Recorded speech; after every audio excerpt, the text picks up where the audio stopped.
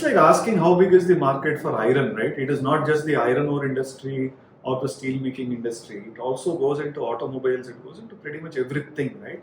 So similarly here, the market is as big, electronics, digital, everything, right? But if you had to just tightly define it, it's probably $50 billion right now in India.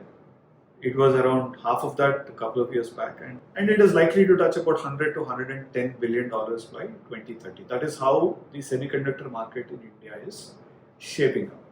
Now, India has today about 15% of the global integrated circuit design workforce. So there is technology talent in India, and obviously there are a lot of GCCs for the big chip makers in India. So our idea is to first play basic catch-up. Okay. Now I remember 25, 30 years back, there was a gentleman called Vinod Dham.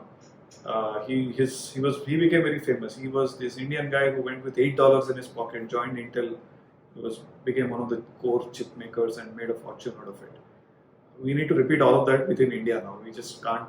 We need to create 100 Vinod Dhams. And thankfully, at places like IIT Madras, there are focused initiatives, and there are people who are trying to do this chip making at a much lower cost and in a much more tighter time frames, in the matter of days, as opposed to what I heard one of the founders say is that what Nvidia does in several months, we want to do it in a few weeks.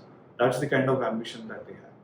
Great. And these guys are going after, all our PSUs are big time consumers of chips. Your DRDO, ISRO, all of them consume. So they're trying to tell them that, look, why don't you use what we are producing, at least for the low hanging fruit. So it's a very systematic process going on at all levels, and hopefully, it culminates in the next 5 to 10 years.